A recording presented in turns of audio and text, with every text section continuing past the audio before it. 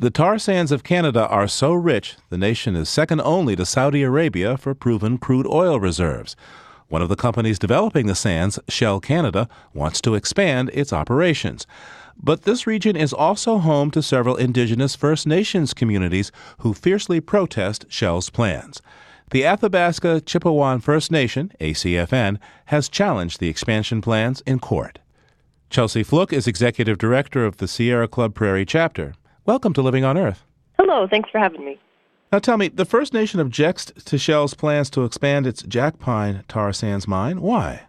Well, the complaints are numerous. It stems back to the earlier Jack Pine mine, where Shell made an agreement with the Athabasca Chipewyan First Nation on mitigating impacts.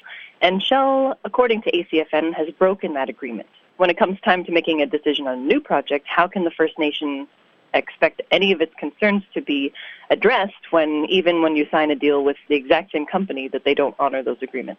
Well, what are they saying didn't happen? I mean, what does it actually look like up there? The Shell project is open pit mining. The new expansion requires mining out 21 kilometers of the Muskeg River, which is, aside from mining out a river and the environmental impacts, there are all kinds of cultural significance to that area of the river itself for the Athabasca Chipewyan First Nation people. So they are saying no to this project, and they want to be able to assert that right to say no, as it's enshrined in treaty rights and constitutional protections. And that's why they're raising this case now. So the First Nation argues that it would be illegal for the Canadian government to give the okay to expand these tar sands mines. What's the basis for that? Well, the legal basis stems back to treaty rights between the Crown and treaty people, or the First Peoples of this land. Those agreements were enshrined in the Constitution when Canada brought the Constitution home, and it was sort of written in under Section 35 that treaty rights people and Indigenous people of this land have special constitutional considerations for development of their land, for any kind of disturbance of their land. And it really tried to enshrine the idea that so long as the grass grows and the rivers flow and the sun shines, that the people can be there time immemorial. So parts of these projects are having such massive impacts on the land, on the water, on the wildlife that people are still dependent on. And so they are seeing more and more that their medicines are disappearing, the water levels are getting lower, they're not sure if it's safe to eat the fish or drink the water. They're finding moose and other animals that they eat with various tumors and lesions and things. So the basis for them saying no to this is that it's constitutionally enshrined for them to do so. However, we have a federal government that is pretty much hell-bent on developing these projects at any and all costs.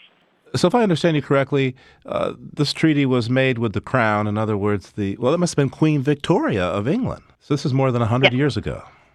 And so part of that process, when Canada made its own constitution separate from the British Constitution, part of what was written into it was the recognition that there were past agreements and that they were going to do their best to honor those agreements. This, however, is running up against the history of various pieces of legislation like the Indian Act, which restricted status. It didn't let Native people vote.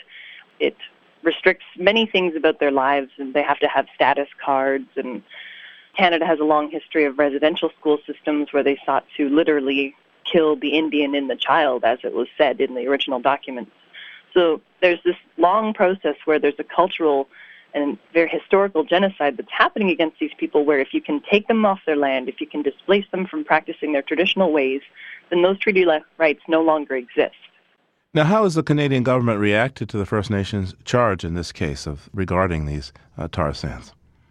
They are there as interveners. They are also there as the judge, jury, and executioner of the project. So there's a bit of a conflict of interest in our opinion. One of the former ministers, Jim Prentice, who left his post, he penned a letter to our mainstream media here in Canada saying that, the duty to consult has not been met in these projects, and that this leaves a lot of these projects open to a lot of financial risk, and that this has basically exposed the public to a lot of that risk, because if in the event that these treaty rights are pushed for and that people do push for them to be respected, then a lot of these land leases mean that the public would have to reimburse these companies for the land leases that they purchased illegitimately. What does this situation mean now for the future of resource development and Indigenous peoples' rights in Canada? Well, I think that there's been a couple test cases at the Supreme Court level where various communities have asserted their treaty rights and taken it all the way to the Supreme Court. And the Supreme Court has left things open to rulings, very much so, that would favor the ACFN in this case. So I think that this could really set a precedent in the tar sands region alone for more and more communities to stand up to these major oil companies and to expect that their voices will be heard. Chelsea, what's the best possible outcome from this from your perspective? Well, I think the best possible outcome from our perspective at Sierra Club would be that we would see a First Nation asserting its rights to say no to a project, and that would get respected. It's also enshrined in the UN Declaration of the Rights of Indigenous Peoples to say no to these projects with free, prior, and informed consent. So I think that Canada has at least a moral obligation to look at itself and to look at the UN Declaration and start actually taking meaningful action on those moral imperatives. So that's our hope there. And if it just so happens that First Nations are deciding that they want to protect their land and their way of life, then there's environmental benefits to that as well. Chelsea Fluke is the Executive Director of the Sierra Club Prairie chapter in Edmonton, Alberta. Thanks so much for taking the time, Chelsea. All right, thanks so much for having me. In published reports, Shell Canada said that though expanding would cause substantial habitat loss, it has extensive plans to mitigate the damage.